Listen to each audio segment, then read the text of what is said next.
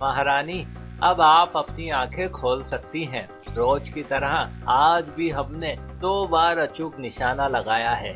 अब बोलो महारानी पद्मिनी, हे दुनिया में मेरे जैसा कोई और शूरवीर मर्द?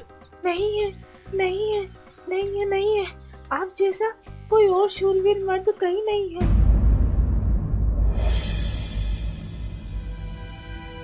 हे ऊपर वाले, आखिर मैंने ऐसा कौन सा पाप किया था जो तूने मुझे ऐसा पति दिया? ये आदमी हर दिन मेरे साथ मौत का खेल खेलता है। यदि मैं जरा सा भी हिल जाऊं तो मेरे प्राण पखेरु हो जाएंगे। हर पल मुझे अब मौत का दर्द सताता है। लगता कि मैं ज्यादा दिनों तक जिंदा बचूंगी। हाँ, गुरुजी के पास जाती हूँ। अब केवल वे ही मेरी मदद कर सकते हैं।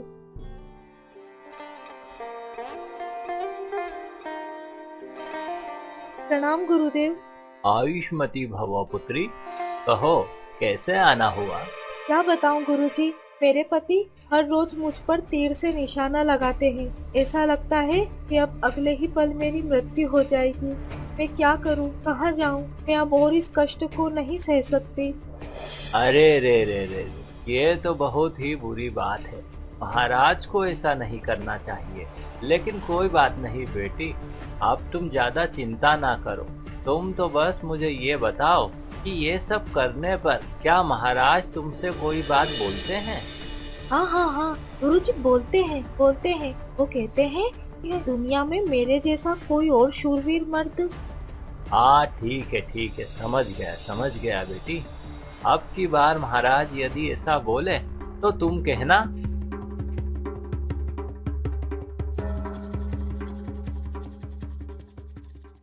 ठीक है गुरुजी, अब की बार मैं ऐसा ही कहूँगी। किंतु क्या ये तरकीब काम आएगी? बेटी, हम मनुष्य केवल कर्म कर सकते हैं, उन्हें सार्थक नहीं। ये काम ऊपर वाले का है।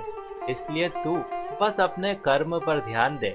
इसकी सफलता या असफलता की चिंता मत कर, सब मंगल ही होगा। धन्यवाद गुरुजी। सौभाग्यवती भव।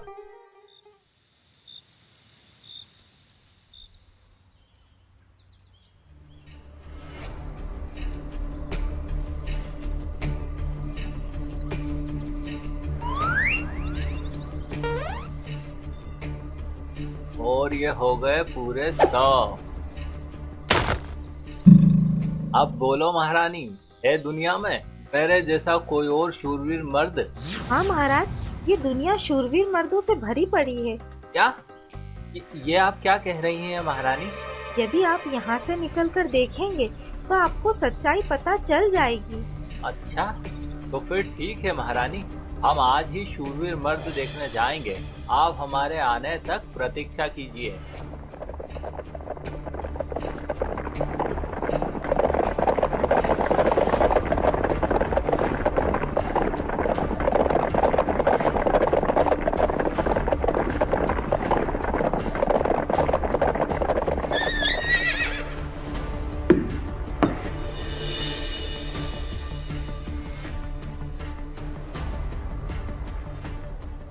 ये आदमी ऊपर क्या देख रहा है?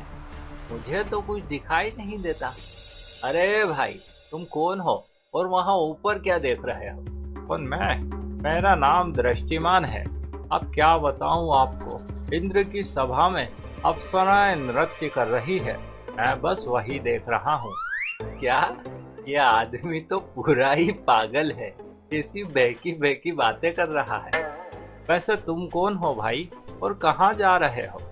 हम विष्णुपुरी के राजा वज्रसेन हैं और हम शूरवीर मर्द देखने निकले हैं। अच्छा, तो फिर ठीक है, हम भी आपके साथ चलेंगे शूरवीर मर्द देखने। देखे तो जरा कैसे दिखते हैं, लेकिन चलने से पहले थोड़ा रुकना होगा। रुकना होगा? वो भला किस लिए? अरे वो नृत्य करते करते एक अप्सरा की पायल टूट गई है। वो बस नीचे गिरने ही वाली है, बस उसे लेकर चलेंगे।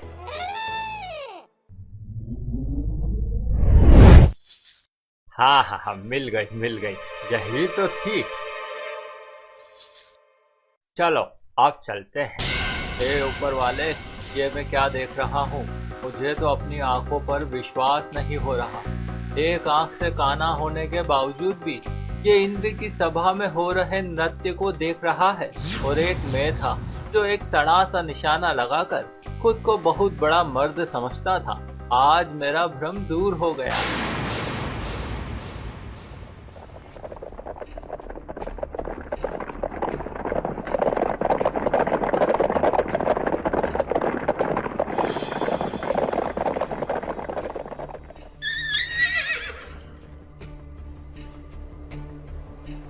ओह, तो अब ये कौन है? जिस तरह का इसका धनुष है उसे देखकर तो पता चलता है कि ये जरूर कोई निशानची है, लेकिन ये यहाँ क्या कर रहा है? हो ना हो ये किसी की प्रतीक्षा में है, लेकिन किसकी? पता लगाता हूँ।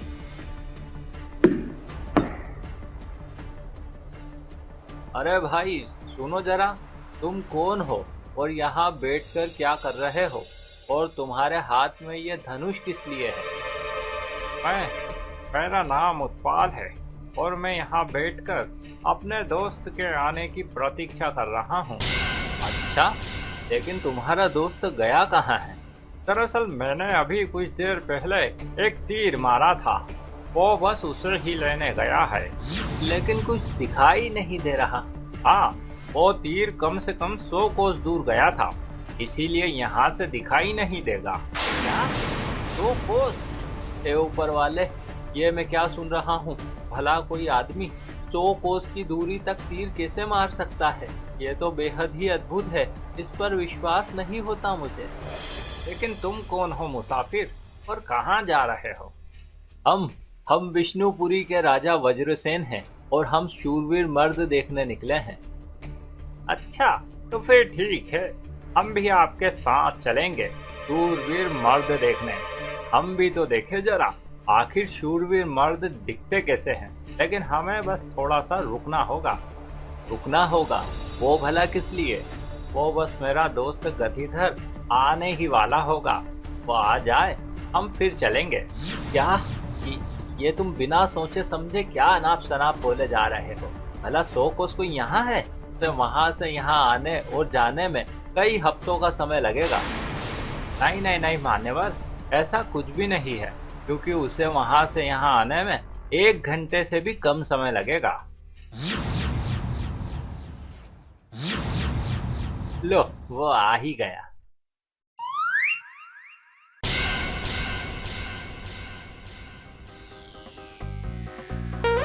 ये ऊपर वाले, अब तू मेरा कितनी दफा अहंकार तोड़ेगा? एक मैं था जो बस ये सोचता था कि इस संसार में एकमात्र मैं ही शूरवीर हूँ, लेकिन मैं कितने बड़े भ्रम में जी रहा था ये मुझे अच्छे से समझ आ गया।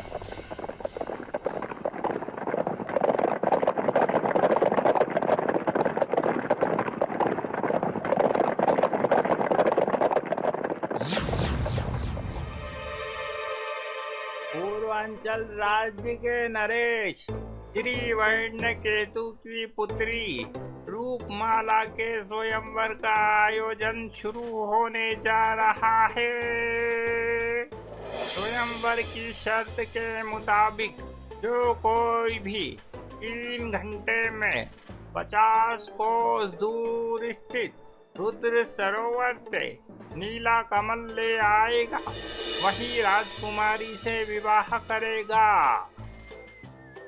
मित्रों, यदि हम यहाँ तक पहुँच ही गए हैं तो क्यों ना हम भी स्वयंवर में भाग ले लें। हाँ, ये तो बहुत ही अच्छा विचार है, लेकिन इतने कम समय में कोसों की दूरी मिनटों में सिर्फ और सिर्फ गतिधर ही तय कर सकता है। तो फिर देर किस बात की? मैं बस यूं गया और यूं आया।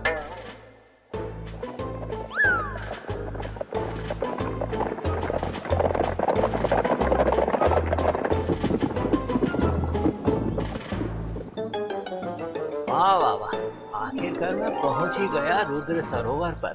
सच में यहाँ का वातावरण कितना साफ सुथरा और स्वच्छ है। क्यों ना थोड़ी देर में यहीं विश्राम कर लेता हूँ। वैसे भी शर्त पूरी होने में अभी काफी समय बाकी है।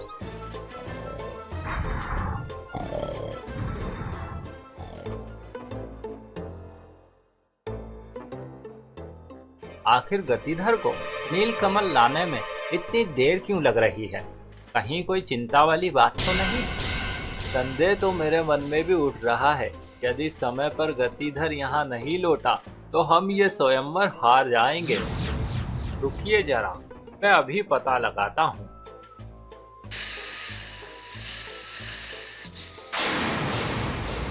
हे ऊपर वाले, ये मैं क्या देख रहा हूँ? एक जहरीला सांप गतिधर को बस डसने ही वाला है। नहीं नहीं नहीं, हमें उसे बचाना ही होगा। लेकिन कैसे भला? हम में से कोई भी वहां इतनी तेजी से नहीं पहुंच सकता। हम में से तो कोई नहीं है, लेकिन हमारा तीर वहां पहुंच सकता है।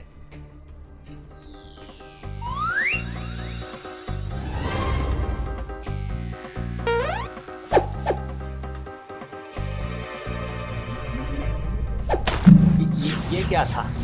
और वो सांप? ये तीर तो मेरे दोस्त उत्पाल का है। लगता है वो सांप मुझे डसने ही वाला था। ऊपर वाले का लाख लाख शुक्रिया, मेरे दोस्त ने मेरी जान बचा ली। चलो तेजी से अब स्वयंवर में पहुंच जाता हूँ।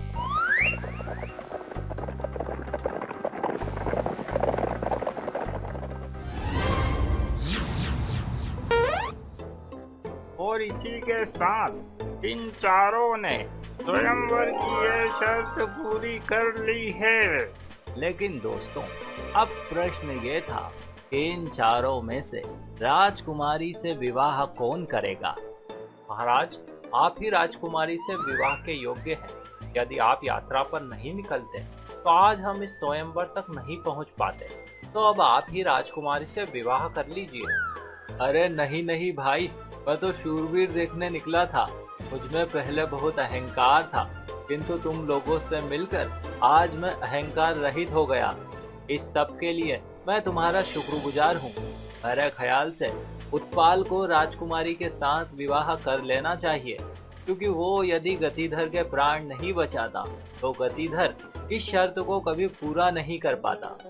अरे नहीं नहीं नहीं भाई, मैं तो वैसे भी धनुर्विद्या से प्रेम करता हूँ। मैं तो इसी में संतुष्ट हूँ। क्यों न हम ये अवसर दृष्टिमान को दें, क्योंकि वो यदि गतिधर को नहीं जगाता तो हम इस स्वयंवर की शर्त को कभी पूरा नहीं कर पाते। अरे नहीं नहीं भाई, मैं तो इंद्र के दरबार में होने वाले अप्सराओं के नृत्य को देखने में ही संतुष्ट। तो क्यों ना हम ये अवसर गतिधर को दे दें, क्योंकि वही तो नीला कमल लेने गया था और उसी ने इस शर्त को अपनी दिव्य गति से पूरा भी किया। तो ठीक है, तय रहा, गतिधर ही राजकुमारी से विवाह करेगा। और इस प्रकार से दोस्तों, राजकुमारी रूपमाला और गतिधर का विवाह संपन्न हो गया। इसके बाद राजा वज्रसेन भी अपने राज्य को लौट गए। अब चूंकि वो अहंकार रहित हो चुके थे, तो उस दिन के बाद से उन्होंने कभी भी अपनी रानी का अपमान नहीं किया।